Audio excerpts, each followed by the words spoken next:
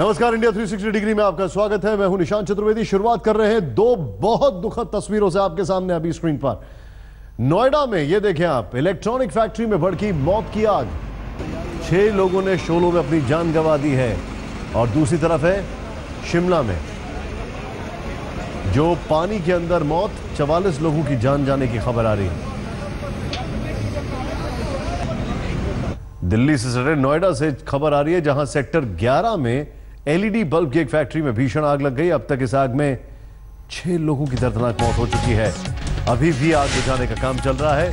यह भी आशंका है कि इस फैक्ट्री की इस आग में कई लोग फंसे हो सकते हैं। सेक्टर 11 की एक खबर है, इंडस्ट्रियल एरिया नोएडा का, जहां पर यह देखें आप किस तरीके से दमकल विभाग के जो कर्मी हैं सीढ़ी लगाकर ऊपर तक जा रहे हैं। आग काफी आगे तक फैल चुकी है, ऊपर तक फैल चुकी है। और यहां पर ये देखें आप, सब कुछ बर्बाद, सब कुछ तहस नहस। 6 लोगों की मौत की पहले ही खबर आ चुकी है।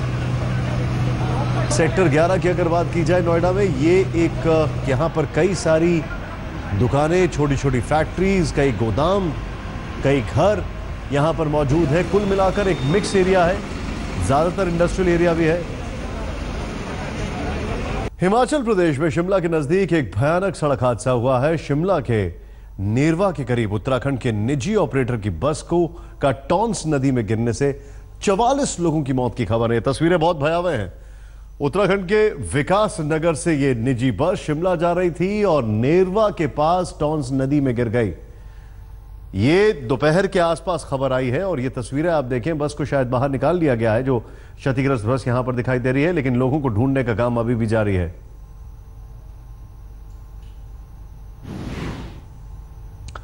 अगली खबर उस विवाद को लेकर है जिसमें आज एक नया ट्विस्ट और टर्न आया है। मौजूदा गायकी में सोनू निगम का कोई सानी नहीं है, लेकिन सोनू कट्टरपंथियों से भिड़ंत की जुगलबंदी कर रहे हैं। सोनू के ट्वीट पर बंगाल के मौलाना ने फतवा जारी किया, तो जवाब में सोनू ने सिर मुंडाकर चुनौती पेश कर दी।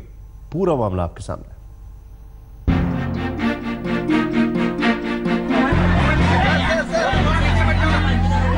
मशहूर गायक सोनू निगम ने अजान विवाद पर मजहब के ठेकेदारों को महज आधे घंटे में अपना मुंडन कराकर करारा जवाब दे दिया। कैसे, आपको इन तस्वीरों से पता चल जाएगा। सोनू निगम ने अपने घर पर ही प्रेस कॉन्फ्रेंस बुलाई, जहां वो स्टाइलिश बालों के साथ मुखातिब हुए। लेकिन जब आधे घंटे बाद सामने आए तो सिर के सारे बाल गायब थे। दरअसल सोनू के अजान पर धार्मिक गुंडागर्दी वाले ट्वीट के बाद विवाद ऐसा बढ़ा कि पश्चिम बंगाल के मौलाना आतिफ अली अल कादरी ने फतवा जारी कर कहा कि जो कोई सोनू निगम को गंजा करके जूतों की माला पहनाएगा, उसे वो 10 लाख का इनाम देंगे। हालांकि सोनू ने अपने ट्वीट में मंदिर और गुरुद्वारों में बजने वाले लाउडस्पीकर पर भी सवाल खड़ा किया था। कट्टरपंथियों की धमकी के बाद सोनू निगम के घर के बाहर पुलिस का पहरा लगा दिया गया है। लेकिन सोनू के तेवर ये बताने के लिए काफी हैं कि वो फतवों की फिक्र नहीं करते। मुंबई से शिवांगी ठाकुर के साथ आज तक ब्यूरो। अब खबर 25 साल पहले हुई एक घटना से जुड़ी हुई। बाबरी मस्जिद विध्वंस केस में सुप्रीम कोर्ट ने बीजेपी के दिग्गज नेताओं और केंद्रीय मंत्री के खिलाफ आपराधिक साजिश का केस चलाने का आदेश दिया।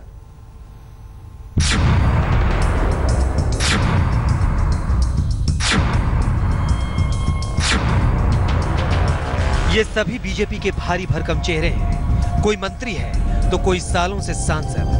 लेकिन 25 साल पुराने हिंदुस्तान के सबसे चर्चित बाबरी मस्जिद केस में 13 लोगों में शामिल अब इन सभी पर आपराधिक साजिश का मुकदमा चलेगा। इनके लिए झटका बड़ा है, क्योंकि आदेश सुप्रीम कोर्ट ने जारी किया है।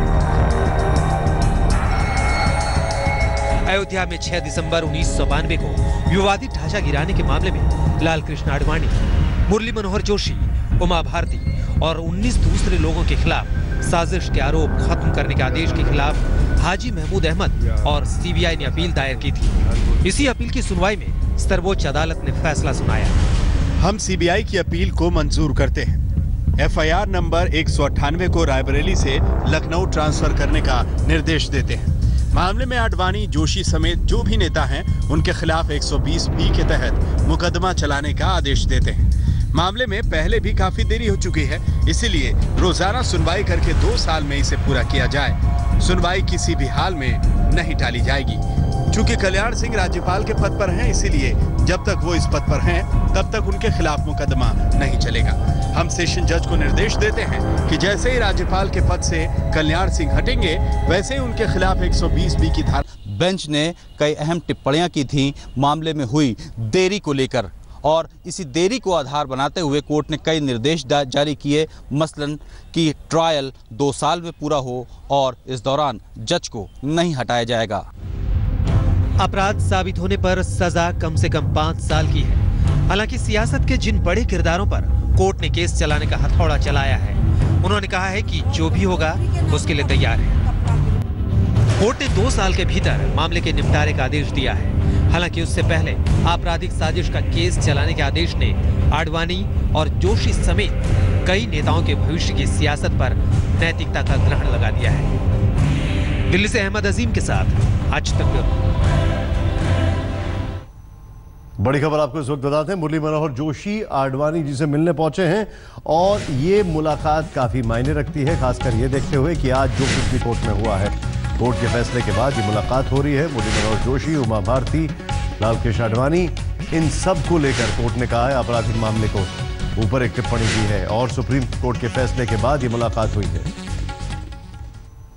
और अब खबर गाड़ियों पर लगी लाल बत्ती की विदाई की। मोदी सरकार ने फैसला किया है कि 1 मई से देश की किसी भी गाड़ी पर अब लाल बत्ती नहीं लगेगी, अब सिर्फ नीली बत्ती लगेगी, वो भी सिर्फ 3 तरह की जरूरी सेवा वाली गाड़ियों पर।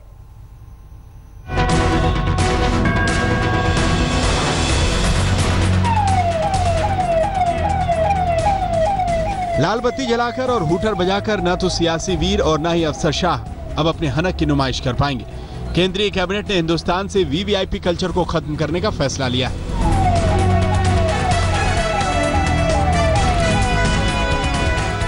1 मई से देश के किसी भी गाड़ी पर लाल बत्ती नहीं लगी होगी। अब तो 1 मई से पहले ही मंत्री अपनी गाड़ियों से लाल बत्ती को हटाने की रस्म पूरी करने लगे हैं।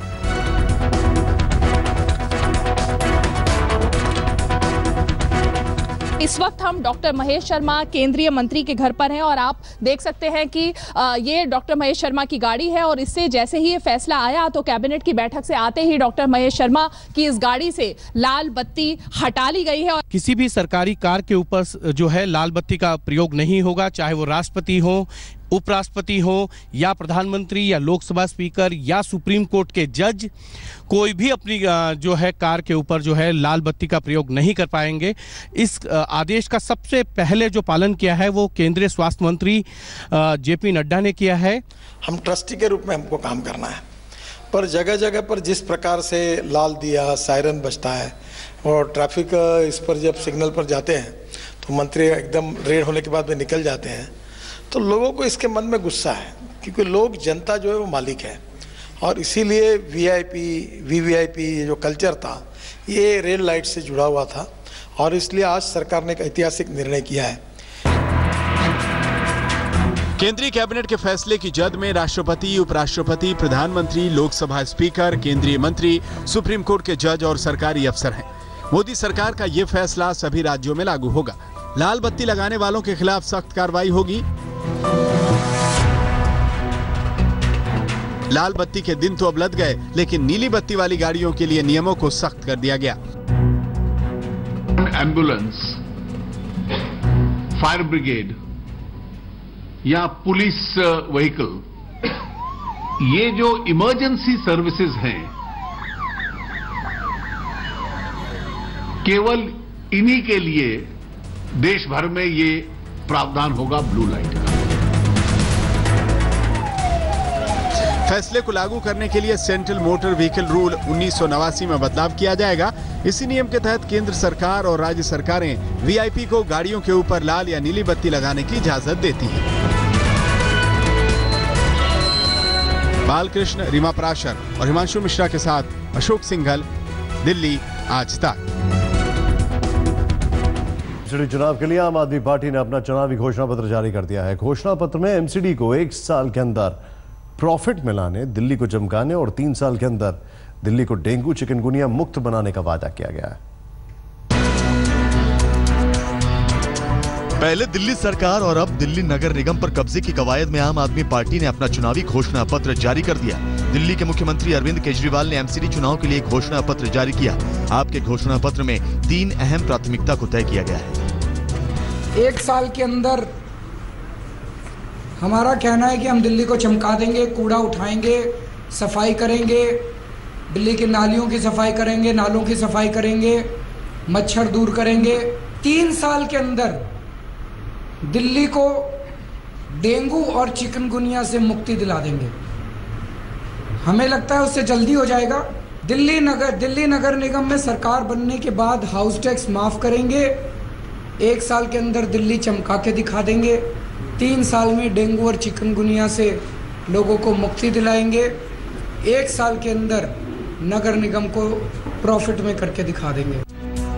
अपने चुनावी वादों में आपने सफाई कर्मचारियों की नौकरी को पक्का करने का ऐलान भी किया है। किराएदारों को भी बिजली हाफ और पानी माफ की भी सुविधा देने का जिक्र है। केजरीवाल ने अवैध कॉलोनियों को वैध करने का भी वादा किया है। अरविंद केजरीवाल ने अपने मैनिफेस्टो में साफ सफाई को एक बड़ा मुद्दा बनाया है और ये दावा किया है कि वो दिल्ली को 1 साल के भीतर लंदन जैसा चमका देंगे। लेकिन क्या विधानसभा चुनाव की तरह वादों की ये राजनीति आम आदमी पार्टी को निगम चुनाव में भी फायदा पहुंचा पाएगी? ये अब भी एक बड़ा सवाल है।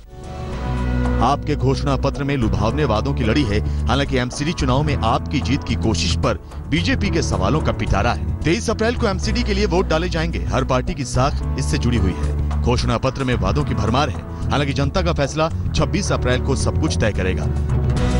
कपिल शर्मा के साथ पंकज जैन, दिल्ली आज तक।